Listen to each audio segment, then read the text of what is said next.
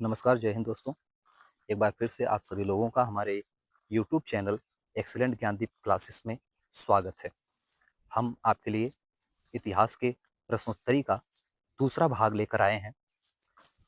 तो पहला भाग जो आपको कल अपलोड किया गया था, उसका दूसरा भाग आज हम आप सबके लिए लेके आए हैं।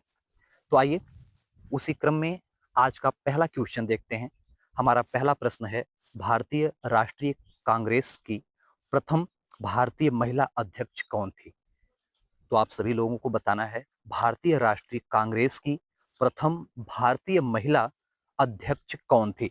आपके जो ऑप्शन हैं, सुचेता कृपलानी, इंदिरा गांधी, एनी बेसेंट या सरोजनी नायडू। आप सभी लोग जो क्वेश्चन का उत्तर आपको आ रहा है, आप उसको कमेंट में अवश्य लिखें और देखें अपनी बौद्धिक क्षमता को कि आप को कितने क्वेश्चन उसमें से आप कर पा रहे हैं, और जो नहीं अगर आपको आ रहा है तो उसको आप देख करके समझने का प्रयत्न करें। तो हमारा जो पहला प्रश्न है, हमें बताना है कि पहली भारतीय महिला अध्यक्ष वो भी भारतीय राष्ट्रीय कांग्रेस की कौन थी? तो हमारा ऑप्शन हो जाएगा option number D, Sarojini Naidu. तो हमारा ऑप्शन नंबर जो डी है, सरोजनी नायडू, वो सही हो जाएगा। आइए इसी क्रम में आज का दूसरा प्रश्न देखते हैं। हमारा दूसरा प्रश्न है, चैतन्य महाप्रभु किसके उपासक थे? हमें यह बताना है कि जो चैतन्य महाप्रभु थे वह किसके उपासक थे? कृष्ण जी के, या राम जी के, या शिव जी के, या फिर भगवान विष्णु जी के? तो वह किसके जो है उपासक थे? तो जो चैतन्य महाप्रभु थे वह कृष्ण जी के उपासक थे। तो हमारा ऑप्शन नंबर ए सही हो जाएगा, कृष्ण। आइए इसी क्रम में हम आज का तीसरा प्रश्न देखते हैं। हमारा प्रश्न नंबर 3 है, आजाद हिंद फौज का गठन कब किया गया? हमें बताना है कि आजाद हिंद फौज का गठन जो है वह कब किया गया था, किस सन में किया गया था? वह 1938 में, या 1946 में, या 1944 में, या फिर 1942 में किया गया था? तो हमारा ऑप्शन नंबर जो डी है वह सही हो जाएगा, 1942। तो आजाद हिंद फौज का जो गठन था वह 1942 में किया गया था। इसी क्रम में आज का चौथा प्रश्न हम देखेंगे, राय पिथौरा के नाम से कौन सा राजपूत शासक जाना जाता है? यानी कौन से राजपूत शासक को हम राय पिथौरा के नाम से जानते हैं, या राय पिथौरा के नाम से उपप्रचलित हैं? तो हमारे जो राय पिथौरा के नाम से प्रचलित राजपूत शासक थे वह पृथ्वीराज थे। तो हमारा ऑप्शन नंबर ए सही हो जाएगा, पृथ्वीराज। इसी क्रम में आज का हमारा पांचवा प्रश्न है, नालंदा विश्वविद्यालय का निर्माण किस शासक द्वारा करवाया गया था? जो नालंदा विश्वविद्यालय हमारा है वह कौन से शासक के द्वारा उसका निर्माण करवाया गया था? तो हमारा ऑप्शन नंबर जो बी है, कुमारगुप्त प्रथम, इनके द्वारा जो है नालंदा विश्वविद्यालय की स्थापना करवाई गई थी। तो हमारा ऑप्शन नंबर बी जो है वह सही हो जाएगा। इसी क्रम में आज का अगला प्रश्न हमारा है, मंगल पांडे किस विद्रोह से संबंधित थे? तो हमें बताना है जो मंगल पांडे थे वह किस विद्रोह से संबंधित थे। हमारे ऑप्शन है बैरकपुर, मेरठ, या फिर दिल्ली, या फिर दीनापुर। तो आपको इन ऑप्शनों में से बताना है कि वह किससे संबंधित थे। तो हमारा ऑप्शन नंबर ए सही हो जाएगा, बैरकपुर। ऑप्शन नंबर ए सही हो जाएगा। प्रश्नों की श्रृंखला में आइए अगला प्रश्न देखते हैं। हमारा प्रश्न नंबर 7 है, महात्मा गांधी को किसने सर्वप्रथम राष्ट्रपिता कहकर संबोधित किया था? यानी महात्मा गांधी जी को सबसे पहले राष्ट्रपिता किसने कहा था? रविन्द्रनाथ टैगोर जी ने, या सरदार वल्लभ भाई पटेल जी ने, या पंडित जवाहरलाल नेहरू जी ने, या फिर सुभाष चंद्र बोस जी ने? तो महात्मा गांधी जी को सबसे पहले राष्ट्रपिता कहने वाले जो व्यक्ति थे वह थे सुभाष चंद्र बोस जी। तो हमारा ऑप्शन नंबर जो डी है वह सही हो जाएगा, सुभाष चंद्र बोस। आइए अगला प्रश्न देखते हैं। प्रश्न नंबर हमारा 8 है, यात्री इब्न बतूता कहाँ से आया था? तो जो इब्न बतूता था वह किस देश से आया हुआ था, कहाँ से आया हुआ था? तो हमारा ऑप्शन नंबर ए हो जाएगा, मोरक्को। वह मोरक्को से आया हुआ था। अगला प्रश्न, प्रश्न नंबर 9 हमारा है, तीर्थकार महावीर स्वामी का जन्म कहाँ हुआ था? तो आपको बताना है तीर्थकार महावीर स्वामी जो थे उनका जन्म कहाँ पर हुआ था। पावा में या कुंडग्राम में या वैशाली में या श्रीवस्ती में? तो हमारा ऑप्शन नंबर बी हो जाएगा कुंडग्राम में। तो महावीर स्वामी जी का जो जन्म था वह कुंडग्राम में हुआ था। इसी क्रम में हमारा 10वां प्रश्न है, सबसे प्राचीन वेद कौन सा है? हमें बताना है कि सबसे प्राचीन जो वेद है, सबसे पुराना जो वेद है, वह इनमें से कौन है? सामवेद, यजुर्वेद, अथर्ववेद या फिर ऋग्वेद? इन चारों वेदों में से, ये जो हमारे 4 वेद हैं, इन चारों वेदों में से कौन सा वेद है जो सबसे प्राचीन है, जो सबसे पुराना है? तो हमारा ऑप्शन नंबर डी हो जाएगा ऋग्वेद। ऋग्वेद जो है वह सबसे पुराना वेद है इन चारों वेदों में से, तो हमारा ऑप्शन नंबर जो डी है वह सही हो जाएगा। इसी क्रम में 11वां प्रश्न हम देखेंगे। हमारा प्रश्न नंबर 11 है कि 1857 के विद्रोह के समय भारत के गवर्नर जनरल कौन थे? तो हमारा प्रश्न है कि 1857 में जो विद्रोह हुआ था, उस विद्रोह के दौरान भारत के गवर्नर जनरल कौन थे उस समय? लॉर्ड डलहौजी थे, या लॉर्ड हार्डिंग्स थे, या लॉर्ड लिटन थे, या लॉर्ड कैनिंग थे? तो 1857 के विरोध के समय जो हमारे गवर्नर जनरल थे वह लॉर्ड कैनिंग थे। तो हमारा ऑप्शन नंबर डी सही हो जाएगा, लॉर्ड कैनिंग। आपके जितने भी ये प्रश्नोत्तरी कराई जा रही है, ये सभी प्रश्न आपके सभी परीक्षाओं में पूछे जाने वाले प्रश्नों में आने वाले क्वेश्चंस हैं। ये सभी आपके भर्ती से संबंधित जितनी भी परीक्षाएं होती हैं, उन सभी परीक्षाओं में ये बहुत ही महत्वपूर्ण प्रश्न हैं जो आपको पूछे जाते हैं।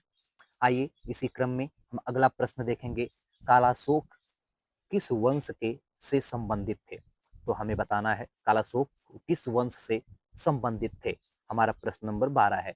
तो नंद वंश से, या शिशुनाग वंश से, या पाल वंश से, या मौर्य वंश से? तो जाला कालाशोक जो थे वह ऑप्शन नंबर बी हमारा हो जाएगा, शिशुनाग वंश से यह संबंधित थे। अगला प्रश्न हम देखेंगे इसी क्रम में। हमारा प्रश्न नंबर 13 है कि गुलाम वंश का प्रथम शासक कौन था? आपको बताना है गुलाम वंश का प्रथम शासक कौन था?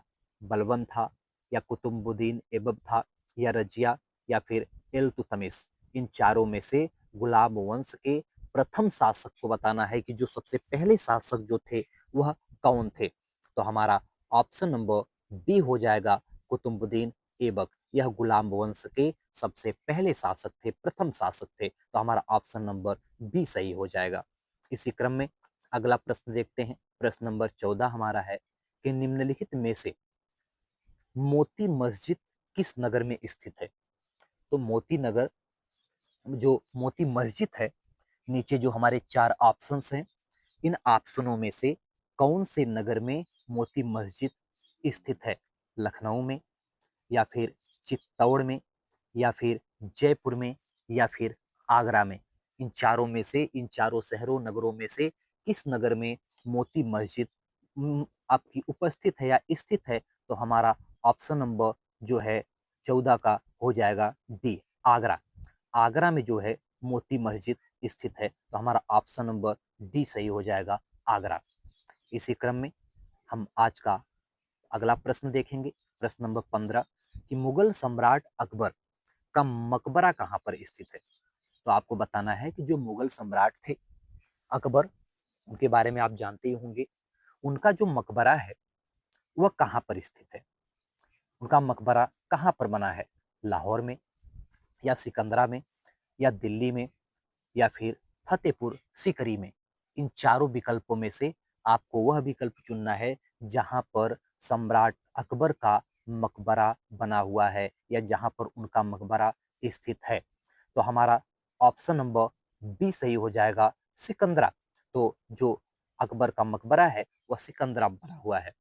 इसी क्रम में हम अगला प्रश्न देखेंगे। प्रश्न नंबर 16 है कि पल्लव वंश की स्थापना किसने की थी? आपको बताना है कि पल्लव वंश की स्थापना किसने किया था? आपका महेंद्र वर्धन ने, या विष्णु सिंह ने, या परमेश्वर वर्मन ने, या फिर दंपत वर्मन ने? इन चारों विकल्पों में से पल्लव वंश की स्थापना करने वाले व्यक्ति जो थे वह हमारे थे विष्णु सिंह। तो हमारा ऑप्शन नंबर बी सही हो जाएगा, विष्णु सिंह। आइए इसी क्रम में हम अगला प्रश्न देखते हैं। प्रश्न नंबर हमारा 17 है, छत्रपति शिवाजी का जन्म कब हुआ था? हमें बताना है छत्रपति शिवाजी का जो जन्म है वह किस सन में हुआ था? 1527 में, 1627 में, या फिर आपके 1727 में, या फिर 1827 में? तो शिवाजी का जन्म किस सन में हुआ था? 1827, 1727, 1627 या फिर 1527? तो शिवाजी का जो जन्म था वह 1627 में हुआ था। तो हमारा ऑप्शन नंबर बी सही हो जाएगा, 1627। अगला प्रश्न हम देखेंगे। हमारा प्रश्न नंबर 18 है, हर्यक वंश का अंतिम शासक कौन था? तो आपको बताना है हर्यक वंश का जो अंतिम शासक कौन था। आपके विकल्प जो हैं, नागदशक, शिशुनाग, नंदीवर्धन या उदयभद्र? तो हमारे हर्यक वंश के जो अंतिम शासक थे वह नागदशक थे। तो हमारा ऑप्शन नंबर ए सही हो जाएगा, नागदशक। प्रश्न नंबर हमारा 19 है, भारतीय इतिहास में क्लासिकल युग किस युग को कहा जाता है? तो हमारा जो भारतीय इतिहास है उस इतिहास में कौन से समय को, कौन से युग को हम क्लासिकल युग कहते हैं? हमारे ऑप्शन है कुषाण युग को, या गुप्त युग को, या मौर्य युग को, या सातवाहन युग को? तो हमारा ऑप्शन नंबर बी हो जाएगा, गुप्त युग। गुप्त युग को हम क्लासिकल युग के नाम से भी जानते हैं या क्लासिकल युग भी कहते हैं। इसी क्रम में हमारा प्रश्न नंबर 20 है, अष्टप्रधान नमक मंत्री परिषद किस शासन काल में होती थी? तो आपको बताना है कि अष्टप्रधान मंत्री परिषद किस शासन काल में होती थी? मराठाओं के शासन में, या विजयनगर के शासन में, या चोल शासन में, या गुप्त शासन में? किस शासन में जो है अष्टप्रधान नमक मंत्री परिषद हुआ करती थी? तो हमारा जो ऑप्शन नंबर ए हो जाएगा, मराठा शासन में, या मराठाओं के शासन काल में जो है अष्टप्रधान नमक मंत्री परिषद हुआ करता था। तो हमारा ऑप्शन नंबर ए सही हो जाएगा। इसी क्रम में हमारा प्रश्न नंबर 21 है कि निम्नलिखित में से किस सूफी ने भारत को धरती का स्वर्ग कहा था? हमें बताना है कि जो हमारे चार ऑप्शन हैं, अमीर खुर्द, बाबा फरीद, अमीर खुसरो, या शेख निजामुद्दीन औलिया, इन चारों में से किस सूफी ने भारत को पृथ्वी का स्वर्ग कहा था, इस धरती का स्वर्ग का दर्जा दिया था?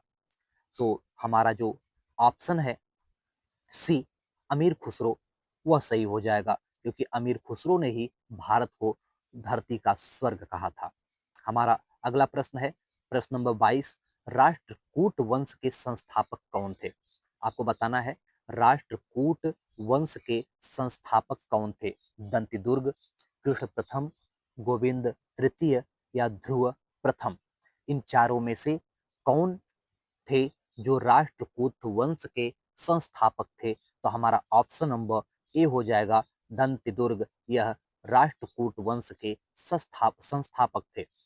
इसी क्रम में आज का 23वां प्रश्न आपके लिए हमारा प्रश्न है कि भगवती सूत्र किस धर्म से संबंधित है? भगवती सूत्र जो है वह कौन से धर्म से रिलेटेड है, कौन से धर्म से जुड़ा हुआ है, कौन से धर्म से संबंधित है? वह बौद्ध धर्म से संबंधित है, या फिर जैन धर्म से संबंधित है, या फिर ब्राह्मण धर्म से संबंधित है, या फिर इनमें से कोई नहीं, या ऊपर जो भी चारों धर्मों का वर्णन किया गया है, जिक्र किया गया है, या इनमें से यह किसी से भी संबंधित नहीं है? तो हमारा जो भगवती सूत्र है, भगवती सूत्र जैन धर्म से संबंधित है। तो हमारा ऑप्शन नंबर बी हो जाएगा, जैन धर्म। इसी क्रम में आज का 24वां प्रश्न हमारा है कि रविंद्रनाथ टैगोर ने अपनी नाइटहुड की उपाधि किस कारण त्याग दी? रविंद्रनाथ टैगोर को नाइटहुड कहा जाता था, नाइटहुड की उपाधि उनको दिया गया था। तो किस कारण से उन्होंने अपने इस उपाधि को त्याग दिया था? किस कारण से उन्होंने अपने इस उपाधि को छोड़ दिया था? आपको बताना है। जो आपके ऑप्शन है कि भगत सिंह को फांसी दिया जाना, कि जब भगत सिंह को फांसी दे दी गई, इस कारण से उन्होंने अपनी इस उपाधि को त्याग दिया, या फिर जलियांवाला बाग हत्याकांड, या फिर जो जलियांवाला बाग हत्याकांड हुआ था 1919 में, उस कांड की वजह से उन्होंने अपने इस उपाधि को त्याग दिया, या फिर चौरी चौरा की जो घटना हुई थी उसके कारण उन्होंने यह जो उपाधि थी उन्होंने त्याग दिया, या फिर सविनय अवज्ञा आंदोलन का जो क्रूर दमन हुआ था या बड़ी क्रूरता के साथ जिसका विरोध किया गया था, उस कारण से उन्होंने अपने इस उपाधि को त्यागी थी। तो रविंद्रनाथ टैगोर को जो नाइटहुड की उपाधि दी गई थी, जब 1919 में जलियांवाला बाग हत्याकांड हुआ था, तो उस हत्याकांड को देख करके ये काफी दुखी हुए और इन्होंने अपने इस उपाधि को त्याग दिया था। तो हमारा ऑप्शन हो जाएगा बी कि जलियांवाला बाग हत्याकांड। तो इस उपाधि को उन्होंने जलियांवाला बाग हत्याकांड के बाद जो रविंद्रनाथ टैगोर जी ने त्याग दिया था। आइए इसी क्रम में हमारा आज का आखिरी प्रश्न है, आपके इतिहास की प्रश्नोत्तरी का जो हमारा ये दूसरा भाग था, इस दूसरे भाग का हमारा जो आखिरी प्रश्न है कि मेगास्थनीज किसके काल में भारत आया था। जो मेगास्थनीज था वह किस शासक के काल में भारत में वह आया हुआ था, समुद्रगुप्त के, या फिर घनानंद के, या फिर हर्ष के, या फिर चंद्रगुप्त मौर्य के। तो मेगास्थनीज जो थे वह चंद्रगुप्त मौर्य के शासन काल में भारत आए थे। तो हमारा ऑप्शन नंबर जो डी है वह सही हो जाएगा कि चंद्रगुप्त मौर्य। तो हमारा ऑप्शन नंबर डी सही हो जाएगा। तो आज के लिए फिलहाल इतना ही। उम्मीद है कि आपको यह वीडियो जरूर पसंद आया होगा और आपके लिए इसी प्रकार से आगे भी वीडियो हम लोग अपलोड करते रहेंगे और आप अपने तैयारियों को इसी प्रकार से बढ़ाते रहें। और अभी तक अगर आपने हमारे चैनल को सब्सक्राइब नहीं किया है तो इसको अवश्य सब्सक्राइब कर लें और अपने दोस्तों या और भी जो विद्यार्थी पढ़ने के इच्छुक हैं, जो इन विषयों से संबंधित हैं, उनको भी आप ये शेयर कर दें ताकि वे भी आपके साथ पढ़ें और आगे बढ़ें। तो तब तक के लिए धन्यवाद। फिर मिलते हैं अगले वीडियो में।